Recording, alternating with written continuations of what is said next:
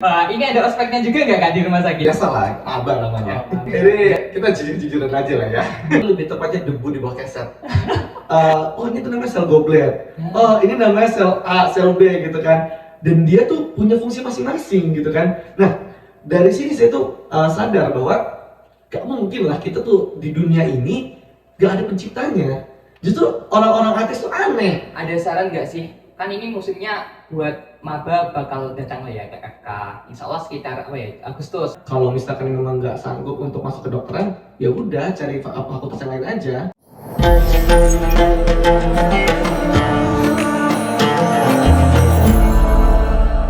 Assalamualaikum warahmatullahi wabarakatuh. Kembali lagi dengan kita di podcast Ashifa. Nah, ini kita sudah berada di episode yang kedua dan kita juga kedatangan tamu spesial lagi nih dengan Kak Panca. Gimana Kak kabarnya?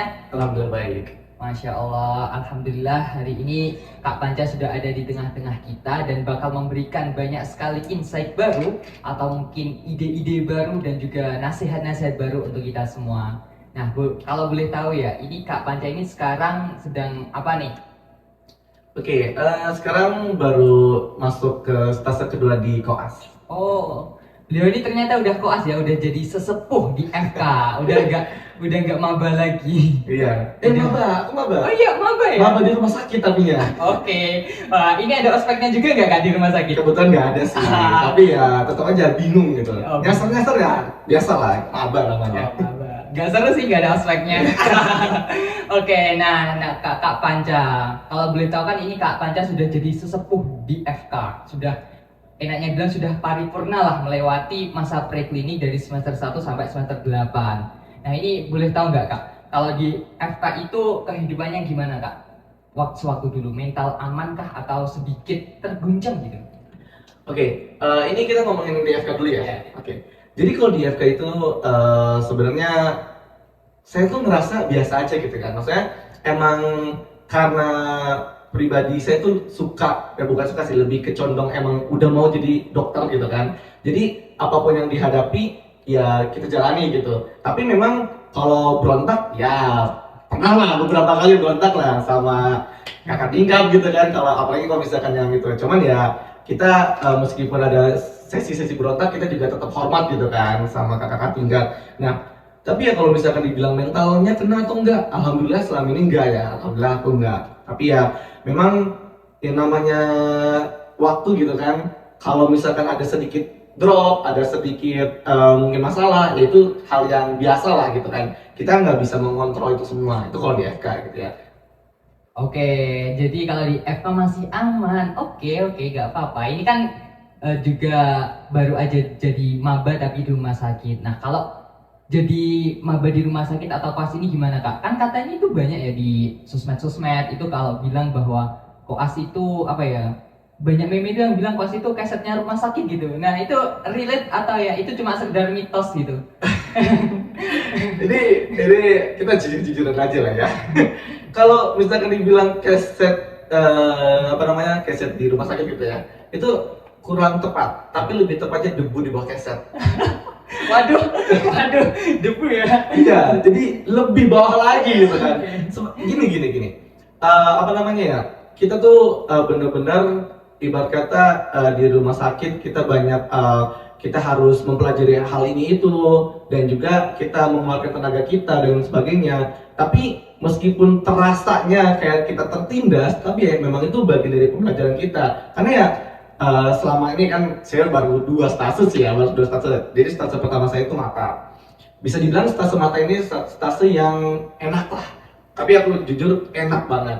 Terus yang kedua itu aku baru masuk ke psikiatri gitu kan. Nah, dari 2 stase ini bisa dibilang aku masih biasa aja gitu kan. Maksudnya nggak terlalu terbebani dan lain sebagainya gitu. Tapi memang capek banget karena apa ya? Beda banget sama yang di FK gitu. Kalau di FK tuh kita masih sehahahi gitu kan. Berangkat mungkin jam 8, kelar jam 3 gitu. Ini kita datang jam 7, kelar jam 3, bahkan ada yang prolong gitu kan. Ada kuliah lagi atau mungkin kita ada jaga. Nah, jadi kayak kehidupannya beda banget lah gitu. Jadinya tenaga kita lebih terkuras. Makanya kalau dibilang debu di bawah keset ya relate banget sih itu, relate banget. Soalnya kita gak sespesial itulah di rumah sakit gitu. Kita ya emang pelajar gitu di sana. Oh, jadi intinya kalau di rumah sakit itu kenapa kok ada peribahasa seperti itu karena kita mengulang lagi dari awal gitu ya kak? Iya, mengulang lagi dari awal tapi istilahnya kalau kita di game ya, kita tuh ada easy, normal, hard. Nah ini ekstrim. Langsung ekstrim gitu kan. Oke. Jadi ya memang apa namanya sangat berbeda lah gitu. Oke, nah kan Kak Panca tadi udah bilang kalau di koas itu bener-bener kayak padat dan kadang-kadang ada prolong juga. Nah itu mentalnya Kak Panca gimana Kak? Aman atau masih seperti di FK dulu bisa ya santai gitu?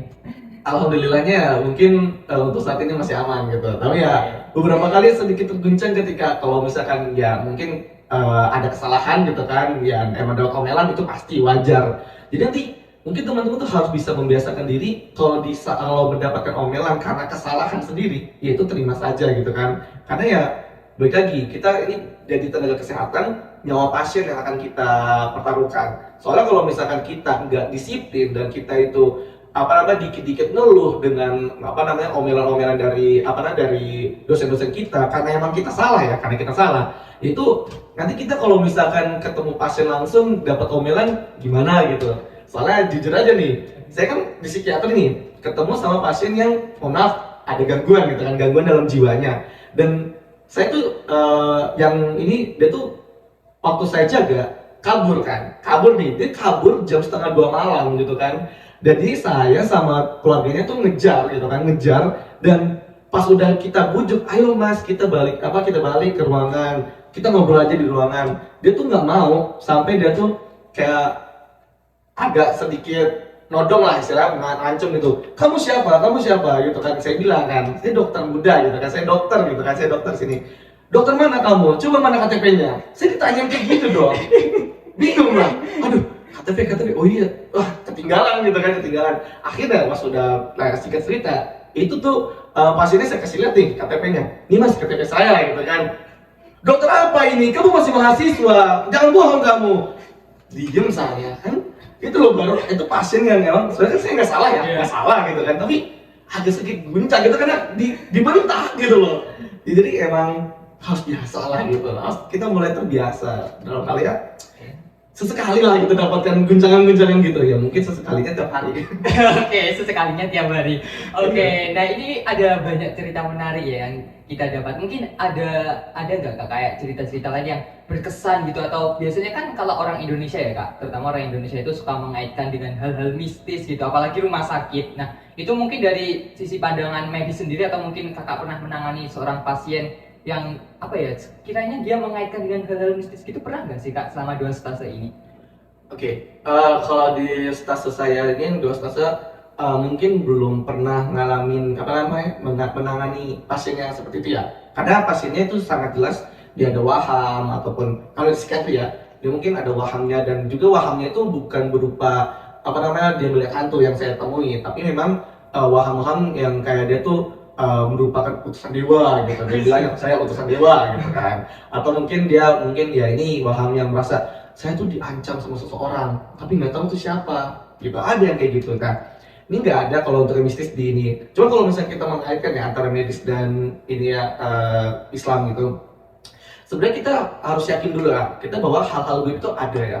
Kita memang harus yakin bahwa hal-hal gaib itu ada, tetapi jangan serta-merta semua hal yang mungkin nggak bisa kita nalar dengan logika itu langsung oh ini goib nih kena santet, nggak mesti gitu. Karena baik lagi mau gimana pun juga kita harus menyerahkan segala sesuatu kepada yang ahlinya.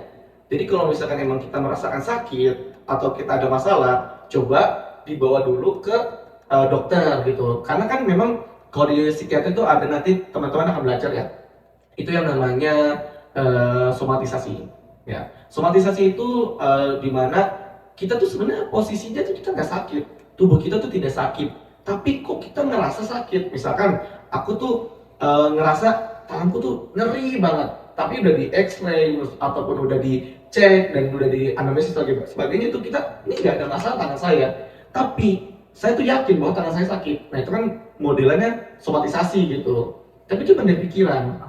Itu cuma dari pikiran, bukan dari penyakit bukan dari penyakit kondisi dari tangannya, tapi dari pikiran kita. Nah kebanyakan orang-orang di Indonesia kesurupan ya biasanya kayak gitu. Tidak kaitkan langsung dengan hal mistis ya. Iya, Wah, ini langsung. kenapa ini? Iya, mistis, ada santet nih. Santet, waduh. Padahal siapa tahu Oke. bukan santet Iya, kan, iya. emang dia ada gejala yang somatisasi itu.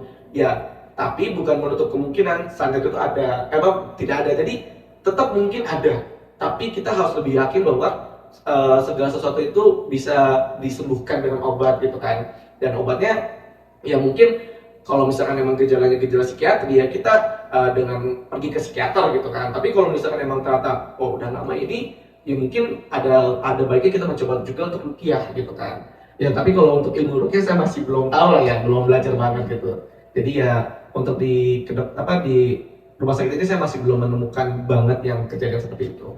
Oke, wah keren banget ya cerita-ceritanya dari Kak Panca. Oke, mungkin saya ingin mengulik dari kehidupan Kak Panca yang masih di mahasiswa dulu ya. Kak Panca ini sewaktu mahasiswa dulu kalau nggak salah jadi ketua LKI tahun 2022. Ya, keren banget nih. Ustadznya atau kiainya dari FK pada masanya. Oke, nah dari Kak Panca sendiri nih, kan kalau sewaktu kita kuliah ya, saya pernah dengar-dengar itu kalau sewaktu kuliah itu kehidupannya lebih bebas, terus mungkin dari segi agamanya juga kurang.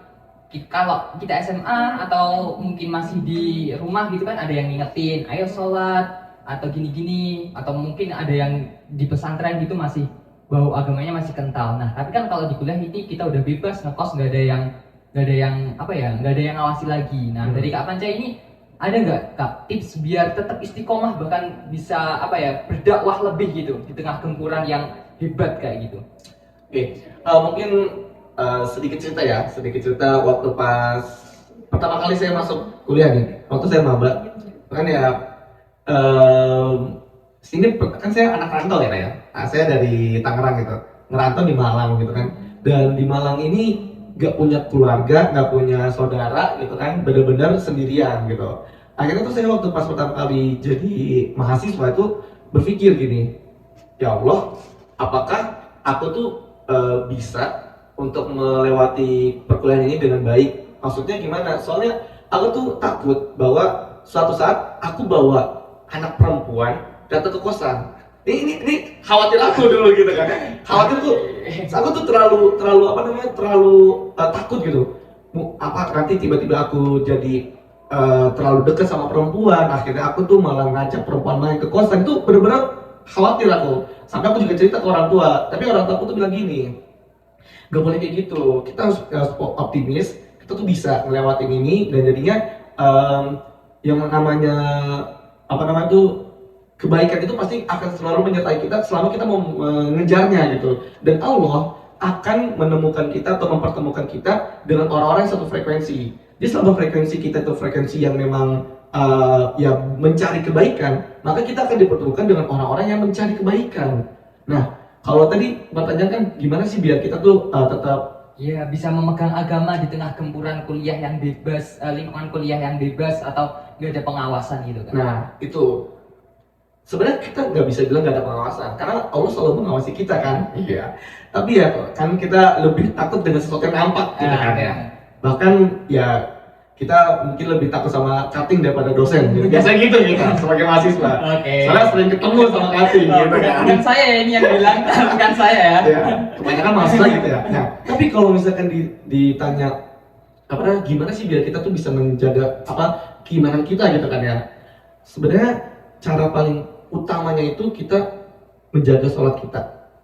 Kita jaga sholat 5 waktu kita tuh bener-bener jangan sampai kita tuh malah ada yang bolong-bolong gitu sholatnya. Ya mungkin ya aku bisa bilang kalau aku nggak sempurna karena aku juga beberapa kali bolong gitu kan. Waktu maba aku juga bolong dan mungkin aku juga masih ada beberapa kali bolong gitu. Tapi aku mengusahakan, seenggaknya kita tuh tetap harus mengusahakan bahwa kita tuh sholatnya nggak bolong-bolong. Itu pertama. Yang kedua, yang tadi saya bilang bahwa Allah tuh akan mempertemukan kita dengan orang-orang yang satu frekuensi.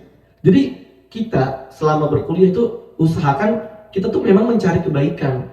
Kita tuh belajar mencari ilmu dan juga ilmu yang kita peroleh ini memang untuk maslahatan umat. Dan ya kita selain itu juga harus mengusahakan bahwa aku tuh pengen selamat dunia dan akhirat gitu. Oleh karenanya nanti kita akan dipertemukan dengan orang-orang yang satu frekuensi. Kita belajar dapat, ilmu agama juga dapat gitu. Maksudnya enggak ilmu agama mungkin ya, mungkin lingkungan yang suportif untuk ya kita untuk selalu meningkatkan amar ma'ruf nahi munkar gitu loh. Jadi dua hal itu yang benar-benar selama ini saya pegang gitu loh. Karena ya tadi dia berawal dari ketakutan saya yang kayak gitu. Akhirnya saya bertemu dengan banyak orang yang oh benar juga kata orang tua aku ketemu dengan cutting yang sangat baik, cutting yang sangat benar-benar sebagai panutanku dalam keagamaan. Terus juga aku bertemu dengan teman-temanku yang mereka ini sangat soleh lah aku bisa bilang. Terus juga ya ketemu dengan teman-teman sekalian nih, adik-adik yang sangat masya Allah gitu lah ya.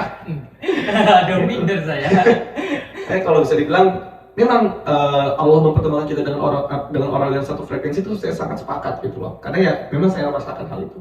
Oke, jadi berarti dari apa yang telah kakak sampaikan itu intinya bahwa kita kalau kita emang baik nanti bakal dapat frekuensi baik juga dan cari teman atau lingkungan yang bisa membawa kita ke kebaikan. Betul banget. Nah, berarti dari Kak Panca ini sewaktu masuk FK dari segi agamanya ini nggak terganggu ya Kak? Ya udah malah bertambah aja gitu, nggak ada distraksi apapun gitu.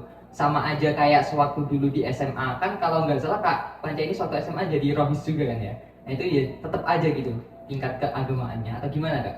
Ya, jadi selama saya di FK ini bisa dibilang alhamdulillah mengalami peningkatan gitu ya, mengalami peningkatan mungkin karena saya tuh sempat mengalami kegagalan sebelum masuk kuliah. Akhirnya tuh saya mendekatkan diri kepada Allah dulu gitu sebelum benar-benar bisa keterima di kuliah. Dan ya di FK pun yang saya cari itu juga orang-orang yang punya lingkungannya vibes-nya itu vibes untuk yang mendekatkan diri kepada Allah gitu ya. Nah, kalau misalkan ditanya apakah terganggu, enggak, karena justru dengan saya menyibukkan diri dengan organisasi yang ya kan kebetulan saya LKI gitu ya, menyibukkan diri dengan LKI, akhirnya tuh saya bertemu dengan banyak orang yang frekuensi itu sama ya, bahwa kita tuh ingin mencari ilmu di perkuliahan, tapi juga kita nggak mau hilang akhiratnya. Ya itu yang saya rasakan selama ini. Tapi kalau misalnya saya lihat dari teman-teman yang non LKI ya, kita lihat yang non LKI, bisa nggak sama kayak kita yang LKI? Bisa banget. Selama mereka juga punya niatan untuk ya menyibukkan dirinya dengan kegiatan-kegiatan yang berhubungan dengan keagamaan gitu loh. Jadi seminimal mungkin lah, seminimal mungkin. Yang tadi saya bilang, sholatnya nggak bolong-bolong, sholatnya nggak bolong-bolong, dan lebih keren lagi kalau misalnya ditambah dengan apa sunnah-sunnah, gitu kan? Ada puasanya, terus juga sunnah mungkin tahajud, duha, atau mungkin rawatib yang lebih rajin. Itu banyak banget yang bisa kita tambahkan gitu. Dan ditambah mungkin kajian-kajian gitu. Nah, orang yang non LKI juga bisa banget kayak gitu. Meskipun dia nggak sesibuk nggak seintens LKI yang akan bertemu terus dengan kegiatan-kegiatan keagamaan. Jadi aman, insya Allah di FK itu aman. Oke, jadi kalau teman-teman nih mungkin maba-maba yang mau tetap terjaga, apalagi yang mungkin dari pesantren, nah masuk aja ke FKUB dan jangan lupa join LKI. Iya betul banget. Oke, nah mungkin dari Kak Panca nih, kan tadi kalau nggak salah ini Kak, aku melihat Kak Panca ini sisi religiusnya itu bener-bener dalam gitu. Nah, sewaktu masuk FK nih Kak, pernah nggak sih Kak kayak melihat sebuah kebesaran Allah di, bukan kan kalau kita biasanya itu ya melihat wahyu-wahyu Allah atau tanda-tanda kekuasaan Allah itu dari ayat Al-Quran dan lain sebagainya, hadis. Nah ini pernah nggak sih Kak kayak mikir wah di FK tuh aku juga menemukan kebesaran Allah nih dari lewat sisi medis, pernah nggak sih Kak kayak gitu? Iya, jadi mungkin kalau jujurnya ngelihat secara langsung dan real mungkin kejadian yang medis ataupun hal yang lain ini, wah ini kebesaran Allah, mungkin saya masih belum mendapatkan banget gitu, belum menemukan banget ya.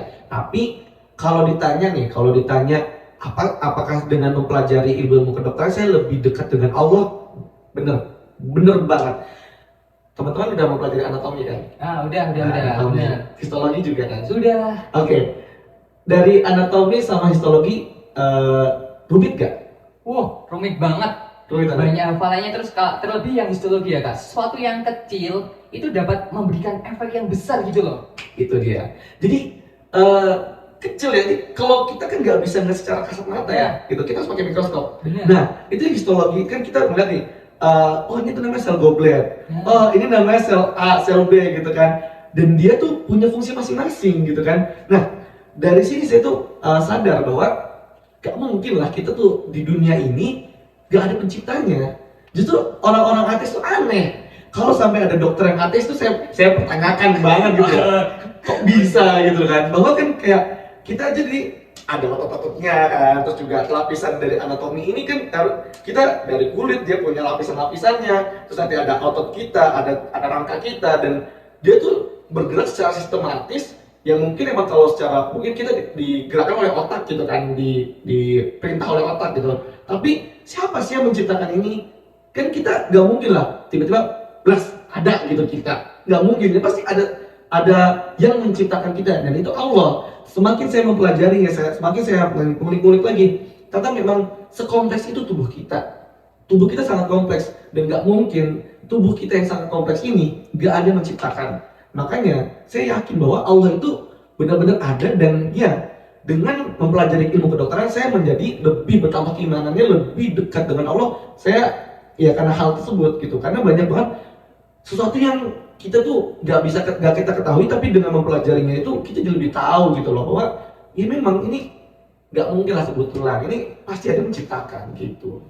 Wah, keren banget ya. Jadi kalau teman-teman nih, kalau masuk FK tuh sebenarnya nggak bakal ngeganggu apa ya, keimanannya gitu. Bahkan bisa melihat sisi kebesaran Allah dari sudut pandang yang lain, terutama dari bidang medis. Kayak tadi yang dikatakan Kak Panca bahwa kita itu terdiri dari sesuatu yang sangat kecil, tapi sesuatu yang kecil itu memberikan efek besar terhadap tubuh kita kayak gitu. Nah, mungkin nih dari Kak Panca sendiri ada saran nggak sih? Kan ini musimnya buat maba bakal datang lah ya ke FK.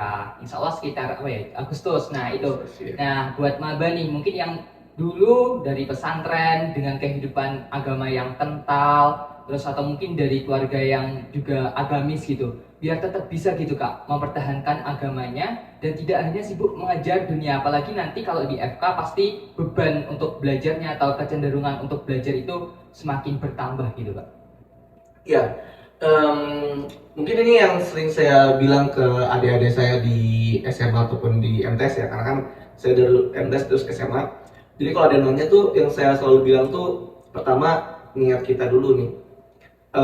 Niat kita di masuk kuliah itu apa, gitu kan? Kalau misalkan emang mau bener-bener mau jadi apa namanya dokter gitu kan, kalau saya kebetulan saya dari dokter ya kan gitu, kedokteran. Ya niatin banget bener-bener emang kita tuh mau jadi dokter gitu. Soalnya kenapa harus ada niat dulu? Kalau misalkan kita nggak punya niat, kalau kita nggak punya niat, itu tuh jadinya kita bakalan mudah lelah, mudah capek, terus dia tuh apa namanya gampang burn out. Akhirnya kita ngeluh dan sebagainya, karena kita ngeluh dan ya kita nggak menjalankan kewajiban kita dengan sebaik-baiknya. Nah itu jadi pertama niatnya dulu nih, niatnya dulu.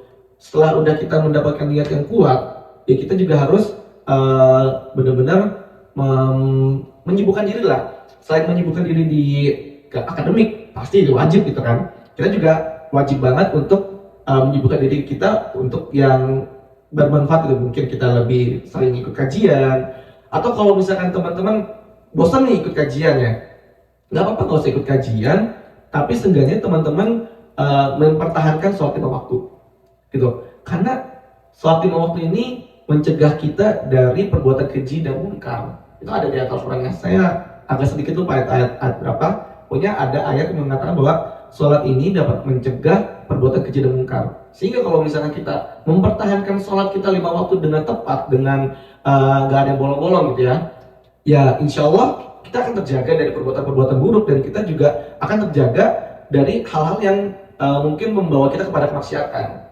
Jadi dua hal ini yang paling utama menurut saya harus dipertahankan. Dan mungkin tambahannya teman-teman bisa cari teman yang baik, cari lingkungan yang baik gitu kan. Ya salah satunya mungkin dari LKI bisa gitu kan. Dari LKI kita karena emang fokus ke keagamaan gitu. Tapi kalau misalnya teman-teman kayak kurang serak sama LKI, bisa nyari yang lain yang sekiranya memang dia juga bisa memberikan manfaat yang baik. Yang penting jangan sampai teman-teman malah ya udah mungkin melihat yang hal yang kurang serak dari teman-teman, tapi tetap teman-teman lanjutin aja gitu. Jadi ya kalau ada yang nggak serak harus di-cut, itu harus di-cut. Jangan sampai teman-teman malah keterusan malah terbawa arus gitu. Jadi jangan sampai salah memilih pergaulan. Oke, nah itu ya pesan-pesan buat teman-teman maba yang insya Allah nanti bakal masuk ke FK. Nah ini mungkin juga masih berkaitan nih. biar ngasih insight ke maba juga atau pesan ke maba kan untuk nanti kuliah itu bakal berat banget gitu kak, terus ya tekanannya juga masya Allah gitu. Nah ada nggak sih kak suatu ayat atau perkataan ulama atau motivasi tertentu biar kakak ini tetap survive gitu, biar tetap tuntas menjalankan amanah dari orang tua dan bisa lulus dengan baik gitu? Oke, izin buka ini ya, atau keren. Oke, silakan. Ya, sebenarnya ini sih Al-Insyirah ya. Al-Insyirah ayat 5 sampai 8. Fa inna ma'al usri yusra. Inna ma'al usri yusra. Maka sesungguhnya di balik kesehatan itu ada kemudahan, dan sesungguhnya di balik kesehatan itu ada kemudahan. Jadi itu dibaca, diulangi 2 kali oleh Allah Subhanahu wa taala ya, bahwa kita ini harus yakin bahwa di balik kesulitan itu pasti ada kemudahan. Sesulit apapun yang kita hadapi di perkuliahan, itu tuh kita pasti akan menemukan kemudahannya gitu, karena itu janji Allah. Dan ya saya mengalaminya, saya sulit banget, mungkin banyak hal yang saya lewati itu benar-benar sulit lah, tapi saya juga bisa menemukan hal tersebut dan saya survive sampai sekarang. Jadi 2 ayat tersebut yang benar-benar saya yakin bahwa dengan di balik kesulitan itu pasti ada kemudahan. Saya yakin dengan itu ya saya bisa melewati perkuliahan di FK ini dengan mudah gitu kan, bukan mudah banget ya. Kalau nggak mudah ya nggak mudah, tapi bisa lah gitu, bisa. Gitu. Saya koreksi, karena nilai saya nggak bagus banget, tapi bisa gitu loh. Saya bisa melewatinya dengan baik gitu kan.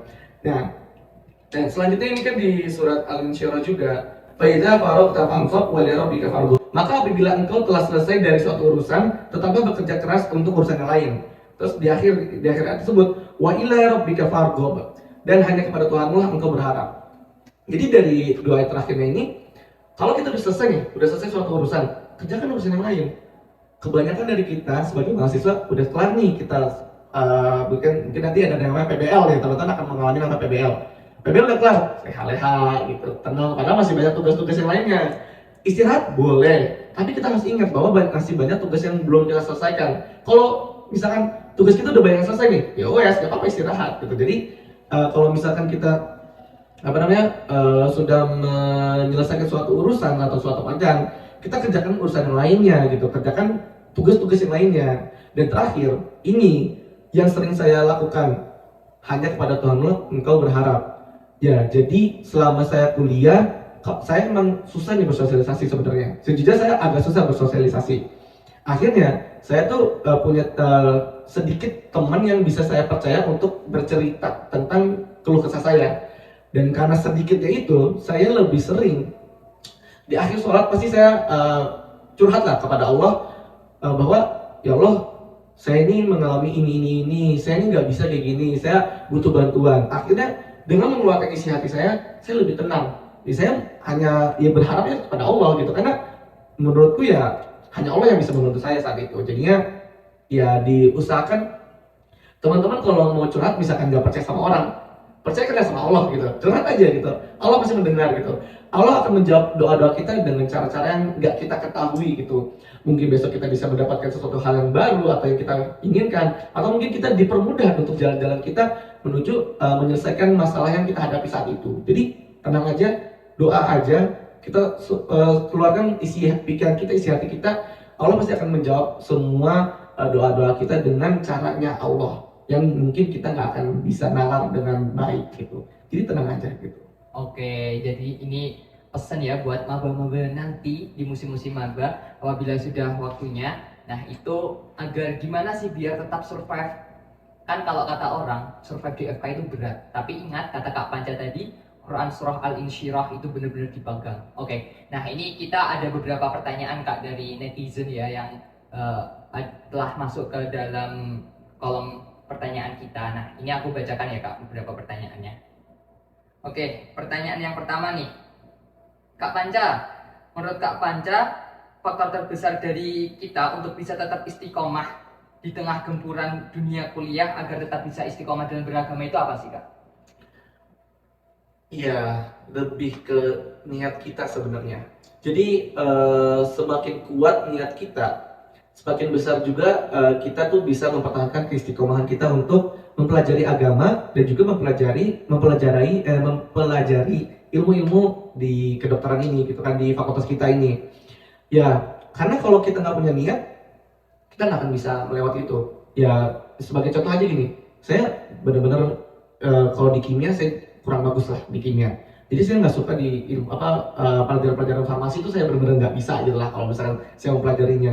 Ya akhirnya karena itu saya nggak punya niat, saya nggak mau mempelajarinya, jadi saya nggak akan bisa. Tapi kalau misalkan saya punya niat untuk mempelajarinya, mungkin saya bisa mempelajarinya juga gitu kan. Tapi saya emang nggak niat, jadinya ya tidak ada niatan lah di farmasi itu. Nah, sehingga kalau misalkan teman-teman mau bisa menyeimbangkan antara perkuliahan dengan keagamaan, itu niatnya dulu.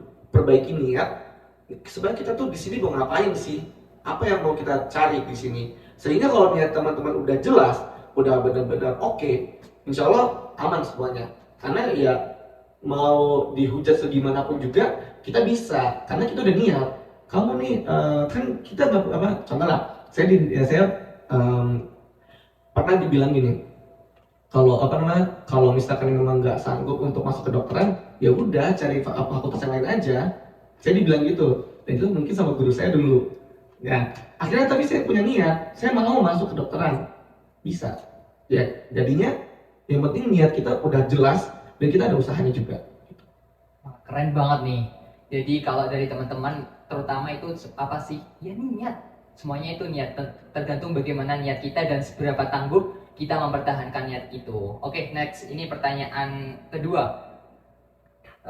Bagaimana Kak cara agar kuliah di kedokteran tidak hanya dapat ilmu tapi juga dapat iman? Nah, mungkin ini kan maksudnya kalau di kedokteran ini seperti yang sudah kita bahas ya Kak, banyak insight tentang kebesaran Allah di bidang medis. Nah, itu kayak gimana Kak biar bisa meresapi gitu? Jadi ini sebenarnya kan yang namanya hidayah itu ya bukan diberikan tetapi kita jemput. Ya. Jadi kalau misalkan kita ingin menjemput hidayah, berarti kita mengusahakan untuk mendapatkan hidayah tersebut. Karena misalkan aku mengajak temanku untuk ayo kita sholat, tapi dia nggak mau. Ya udah, tugasku cuma mengingatkan aja. Berarti kan dia belum mau menjemput hidayahnya, gitu ya. Nah, jadi kalau misalkan gimana supaya kita tuh bisa tetap meningkatkan keimanan sama pelajarannya ya kan? Berarti ya balik lagi, teman-teman harus berusaha untuk pertama di kedokteran ini kita harus belajar dengan ilmu yang kita pelajari gitu. Misalkan dari kedokterannya ya pelajari tentang kedokterannya, entah itu nanti mungkin teman-teman akan menghadapi yang BMS 1, BMS 2, 3, teman-teman akan menghadapi yang namanya metodologi, teman-teman akan menghadapi yang namanya psikiatri ataupun mungkin gastroenterologi dan sebagainya. Teman-teman itu harus dihadapi. Nah, kalau di teman-teman farmasi gimana? Atau teman-teman kebidanan? Ya sesuai dengan mata kuliahnya, pelajari dengan semaksimal mungkin. Di samping itu, kita juga bisa menyambil lah istilahnya, selesai kuliah, coba sesekali kita ikut kajian. Nggak usah, mungkin nggak rutin nggak apa-apa. Sesekali aja ikut kajian, mungkin ya kajian di LKI atau mungkin di UB itu banyak kajiannya gitu. Kita bisa ikut di Raden Fata gitu kan, ada kajiannya di MRP. Terus juga kalau teman-teman ada di sekitar masjidnya juga biasanya ada kajian-kajian. Dan ya kalau misalkan Senin Kamis itu kan ada puasa Senin Kamis ya. Nah biasanya mungkin beberapa masjid itu ada yang ngadain kajian juga. Jadi coba sesekali aja, nggak usah rutinin nggak apa-apa. Tapi sesekali belajar ikut kajian. Atau benar-benar misalkan, aduh nggak bisa sama sekali nih, nggak bisa sama sekali. Sesekali deh nonton kajian di YouTube. Ada Ustadz Adi Hidayat, ada Ustadz Abdul Somad, banyak banget ustadz-ustadz yang kompeten gitu kan, yang memang memberikan kajian-kajian di YouTube. Misal, aduh kak, nggak punya waktu juga untuk mendengerin, nggak ada nih, nggak ada waktunya. Oke, ngaji dulu nih, ngaji lah. Teman-teman juga ngaji kan sebenarnya itu bisa mempertahankan keimanan kita ya. Ngaji aja, ngaji. Satu hari, satu halaman, nggak bisa. Satu ayat aja nggak apa-apa. Nggak sanggup juga. Dengerin murotal. Murotalnya, kan kalau kuliah kita nggak bisa dengerin lagu. Oke, sebelum tidur dengerin murotal. Kalau saya biasanya, itu sebelum tidur setel murotal Al-Quran gitu ya, entah mungkin juz 1 atau mungkin ya full Al-Quran gitu kan, karena kan kita tidur 8 jam lah biasanya, itu bisa selesai gitu kan, meskipun kita nggak dengar. Tapi yang saya rasakan selama saya menyetel murotal, tidur saya lebih rileks dan ya bangunnya lebih seger sama lebih happy lah gitu untuk menghadapi hari-hari berikutnya, ketimbang kalau saya nyetel lagu-lagu biasa. Jadi saya mengusahakan untuk lebih mengutamakan murotal daripada lagu-lagu. Meskipun ya kadang saya kalau galau ya dengar lagu juga kadang-kadang gitu ya. Sebuah selingan ya. Selingan gitu lah. Oke. Jadi ya gitu banyak yang bisa kita lakukan gitu. Paling sederhana banget itu dengan murotal lah gitu. Oke, nah ini kita sudah ada di penghujung ini Kak. Mungkin ada nggak closing statement atau pesan nih buat teman-teman yang menjadi pendengar setia dari podcast Ashifa nih? Iya, mungkin kalau misalkan saya bilang gini ya, di kehidupan di kampus itu berbeda dari kehidupan kita di masa-masa sekolah SMA. Jauh berbeda, karena mungkin SMA kita banyak banget yang bisa, ya kita bisa begajulan lah, kita bisa ini. Emang kuliah nggak bisa? Bisa banget. Tapi kalau teman-teman begajulannya di kuliah, di kampus, lost, teman-teman bisa gagal. Gagalnya lebih parah daripada teman-teman gagal di SMA. Jadi manfaatkan sebaik mungkin masa-masa kuliah teman-teman di FK ini terutama ya. Karena kalau teman-teman nggak bisa memenangkan dengan baik, teman-teman nanti akan kesulitan lagi ketika nanti teman-teman masuk ke fase klinik, ketika teman-teman masuk ke profesi gitu. Karena lebih beda lagi kegiatan atau kehidupan di rumah sakit. Karena saya bisa bilang di kuliah itu jauh lebih enak daripada di rumah sakit, karena saya masih banyak senangnya ketimbang capeknya. Tapi kalau di rumah sakit, belas banyak banget capeknya. Senangnya ada, tetap ada, tapi ya lebih sedikit gitu. Jadinya teman-teman usahakan semaksimal mungkin di kuliahan ini pelajari dengan apa yang teman-teman perlu pelajari. Dan kalau bisa selama teman-teman berkuliah, jangan sampai teman-teman itu salah memilih tempat. Salah memilih tempat ini, kalau teman-teman udah tahu dia tuh membawa kita kepada keburukan, di-cut aja langsung. Tapi jangan sampai putus silaturahmi. Silaturahmi itu tetap dijalankan. Tetapi kalau misalkan memang dia mengajak kepada keburukan, tinggalkan.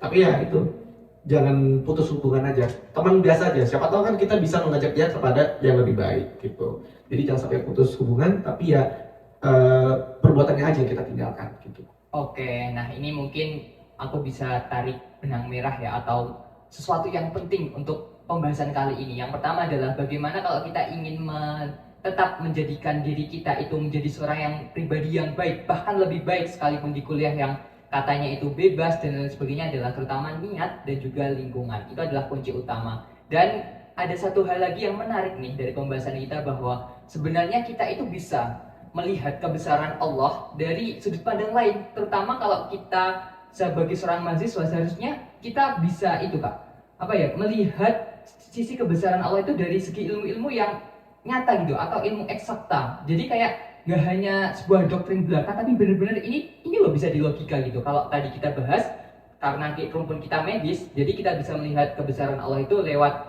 ya medis, tentang gimana sebuah jaringan itu bisa sebegitu rumitnya dan bisa membentuk tubuh kita.